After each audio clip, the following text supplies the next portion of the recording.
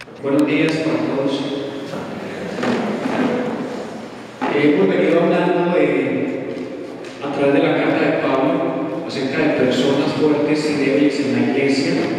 Quizá algunos no estuvieron la semana pasada o quizá no han escuchado la predicación en la página web de la iglesia, entonces quiero como hacer un pequeño resumen porque hoy continuaremos con el mismo tema. Al hablar de personas fuertes y débiles en las iglesias, no estamos hablando acerca del carácter o la voluntad de estas personas, sino que son personas débiles o fuertes, pero en la fe. Entonces no podemos definir a un hermano débil en la fe o creer que es una persona vulnerable, una persona que fácilmente sea vencido por tentaciones, sino que es una persona que maneja ciertos escrúpulos y ciertas inseguridades a la hora de ir a realizar ciertas cosas que él cree que pueden ser pecaminosas o que con ello pueda estar ofendiendo de alguna manera a Dios. Lo vamos a ir entendiendo en el transcurso de la prédica. Entonces, lo que le falta de él no es dominio propio, sino libertad de conciencia, libertad de poder hacer las cosas sin temor de que con ello está ofendiendo a Dios. Y Pablo se refiere a esto porque en la iglesia de Roma se están dando ciertas diferencias entre creyentes judíos y creyentes gentiles.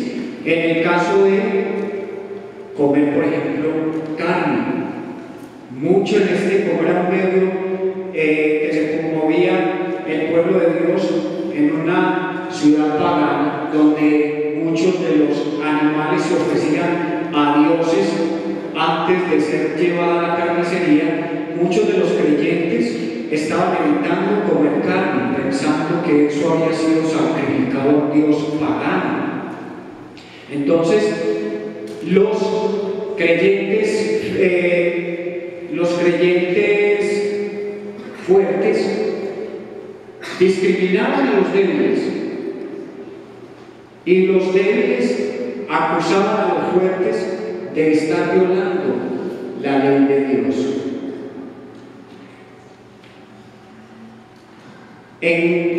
Es imposible entonces, según esto, evitar que haya diferencias entre nosotros como cristianos respecto a algunas posiciones que tiene la Biblia y que no son muy claras.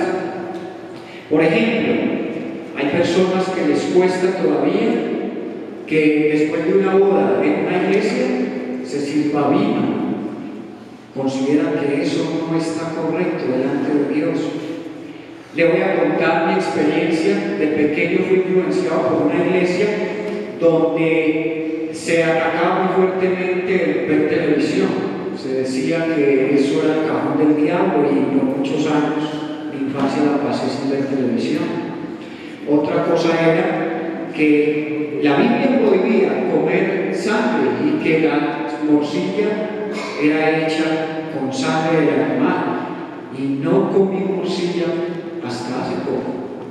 Todavía sentía que estaba ofendiendo a Dios si consumía ese tipo de alimento.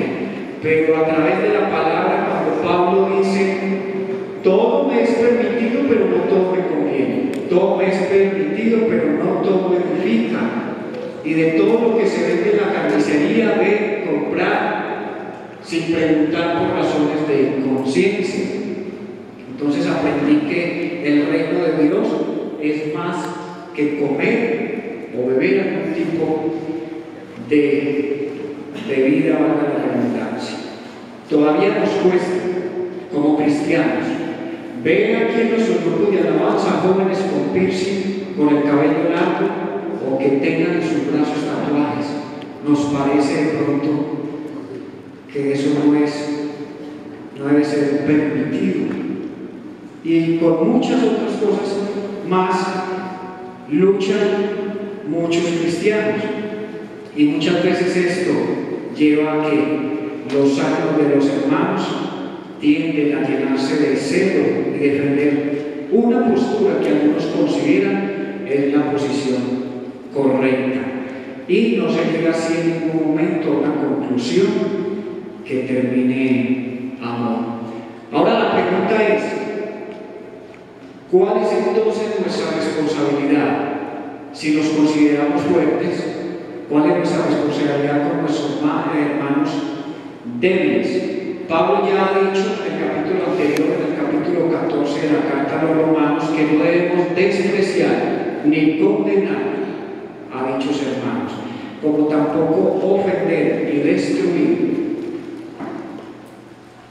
lo que ellos piensan con el fin de tal vez buscar agradarnos a nosotros mismos. Le invito por favor que me acompañe en el capítulo 15, en la carta a los Romanos, y Pablo nos va a seguir hablando un poco de cuál debe ser nuestra actitud frente a estas situaciones. Capítulo 15 de la carta a los Romanos. Pablo, si usted se da cuenta, se considera una persona fuerte. Entonces vamos a orar y leemos la palabra. Señor, gracias te damos en esta mañana porque sabemos que nos has traído a este lugar con un propósito divino.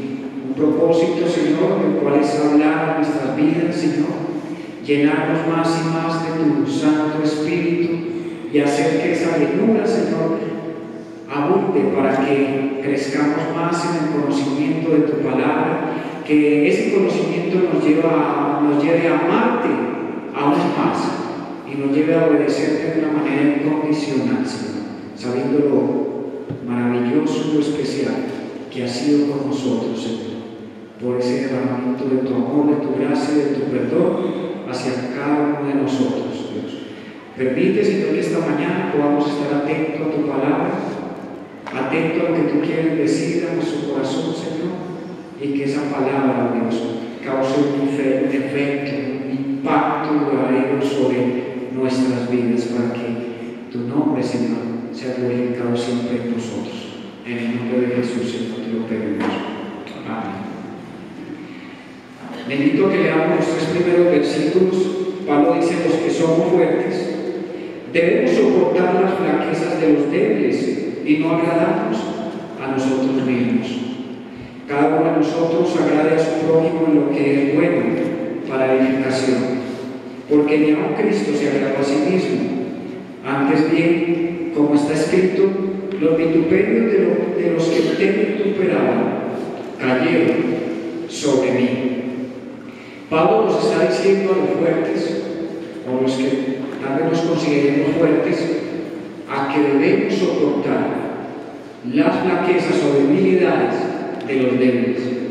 Y este soportar no se trata simplemente de tolerar, sino que con paciencia y en amor no busquemos agradarnos a nosotros mismos, sino entender a aquel que tiene una lucha, y repito, con que algo que se lleve a la práctica puede ser pecaminoso. Hay personas que vienen a nuestras iglesias procedentes de diferentes creencias religiosas. Muchas personas, si usted no lo crea, piensan que es pecaminoso comer carne de cerdo. Entonces, si llega una persona de esas a nuestra iglesia, debemos procurar no ser nuestro tropiezo. No voy a sacarme un pedazo de chicharrón y me lo voy a comer frente a él, si a él le parece que eso ofende a Dios. Si me doy cuenta de eso, pues debo evitar hacerlo frente a esa persona. Y esa es la actitud que nos pide Pablo, es una actitud espiritual, ser dominados por el Espíritu de Jesús y no buscar agradarnos, ni hacer las cosas porque a mí me parece que no esté mal y lo siento con el hermano si eso le parece ofensivo, porque Jesucristo nos dio ejemplo de que en ningún momento Él buscó agradarse a sí mismo, siempre buscó agradar a los demás. Y fue de esa forma que Él, siendo el Hijo de Dios, descendió del cielo a lo más bajo, haciéndose un hombre, y soportar por amor a nosotros el sufrimiento y el desprecio del mismo ser humano creado por Él. Y por eso se usa Pablo en Salmo 69:9, dice: los vituperios de los que te vituperaban cayeron sobre mí. En síntesis o en resumen, todo lo que se le hizo a Jesucristo fue una muestra del odio del hombre contra Dios mismo. Todo lo que se le estaba haciendo a Jesucristo estaba dirigido a Dios mismo. También el apóstol Pablo nos enseña de por qué razón los cristianos leemos la Biblia. Dice en el verso 4: las cosas que se escribieron antes para nuestra enseñanza se escribieron a fin de que por la paciencia y la consolación de las Escrituras tengamos esperanza. Y el Dios de la paciencia y de la consolación os dé entre vosotros un mismo sentir según Cristo Jesús, para que unánimes a una voz glorifiquéis a Dios y Padre de nuestro Señor Jesucristo. Pablo nos dice que debemos estar leyendo la Biblia porque en ella encontraremos esperanza mediante la paciencia y la consolación. ¿La paciencia en qué? En todos los sufrimientos, en todas las dificultades que como cristianos, al igual que cualquier ser humano en la tierra, tenemos que vivir, pero también en la consolación, en aquello que nos asegura que podemos esperar la ayuda y la protección del Señor. Así que recordemos siempre cómo Pablo llama a Dios el Dios de la paciencia y el Dios de la consolación. Y esto es lo que Pablo está deseando para la iglesia de Roma, que en la iglesia de Roma haya un mismo sentir en toda vida en Cristo Jesús. Y le invito por favor que por un momento me acompañe a la carta de los Filipenses, capítulo 2, versículo 5.